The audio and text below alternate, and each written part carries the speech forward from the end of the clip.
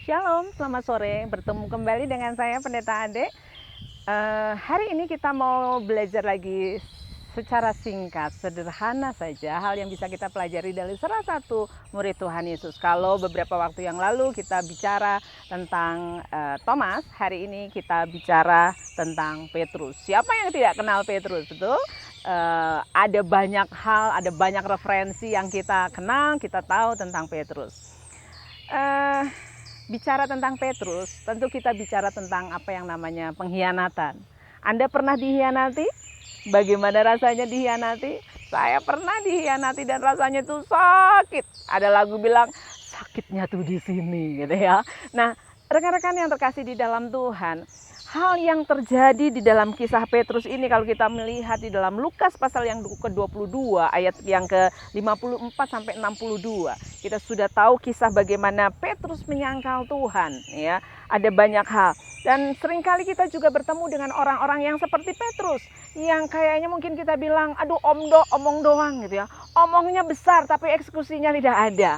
Wah, apa yang dipikirkan, apa yang dikerjakan itu seakan-akan itu luar biasa. Tetapi ketika diperhadapkan pada situasi dia harus memutuskan, dan ternyata keputusan itu seandainya akan merugikan dia, maka biasanya dia tidak semua orang bisa berani mengambil keputusan itu. Begitu juga dengan Petrus, gitu ya. Mungkin ada orang yang berkata, tenang aja lah, semua ini ada saya. Sudah, semua pasti akan lancar karena ada saya. Saya siap kok, gitu ya. Saya nggak akan bakal mundur. Dan itu yang terjadi dengan Petrus.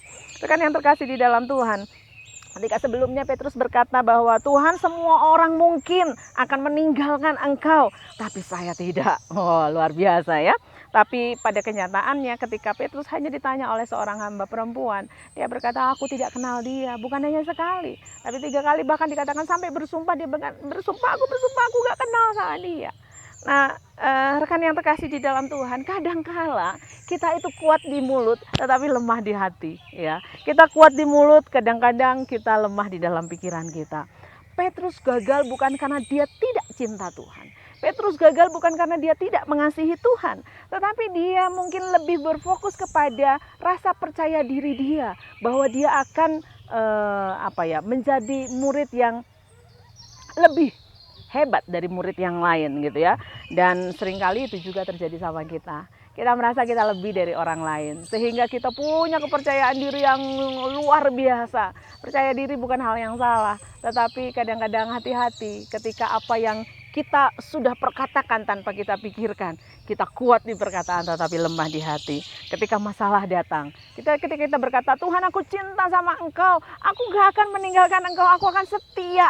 Rajin beribadah, rajin pelayanan, rajin memuji Tuhan, memberikan persembahan, semua tata ibadah dikerjakan dengan baik, ya.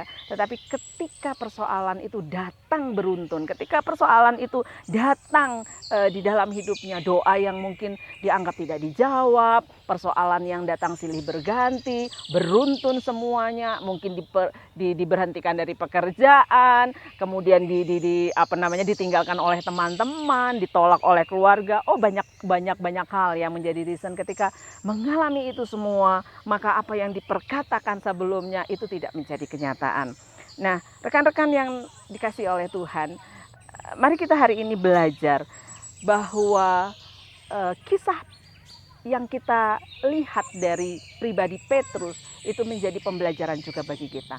Dan bahkan kadangkala penyangkalan itu dimulai bukan dari hal yang ekstrim, tetapi bisa juga terjadi karena penyangkalan dimulai dari jarak.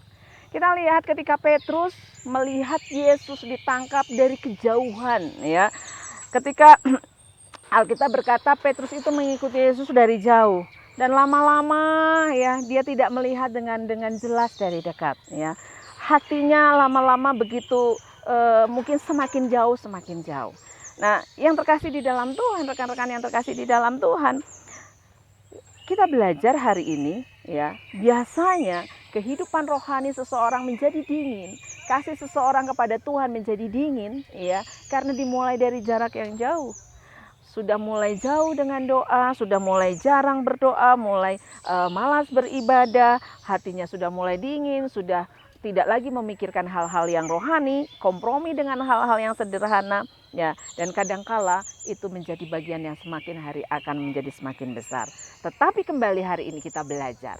Seperti Tuhan tidak pernah membuang Thomas, Tuhan Yesus pun tidak pernah membuang Petrus. Ya, Tuhan tidak berkata, Thomas, kamu sudah menyangkal aku, kamu sudah mengkhianati aku, kamu sudah ngomong besar tentang aku, dan sekarang bagiannya aku akan membalaskan semua itu sama kamu biar kamu tahu rasa. Enggak. Tuhan kita bukan Tuhan yang seperti itu. Bersyukur karena kita punya Tuhan yang luar biasa.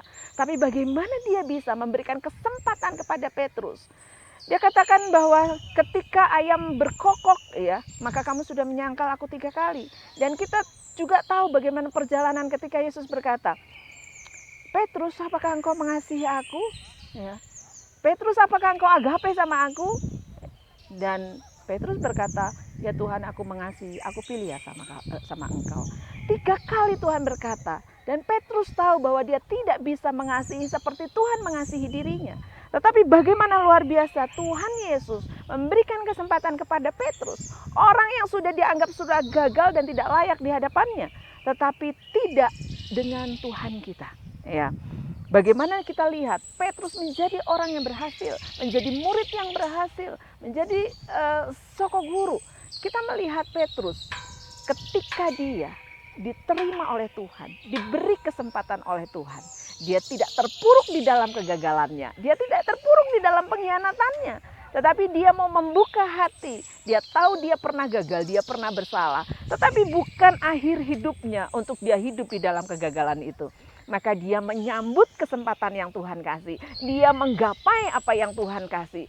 Dia merespon kasihnya Tuhan. Dan lihat, bahkan ketika Roh Kudus turun atas para murid, ya, Roh Kudus beserta dengan mereka.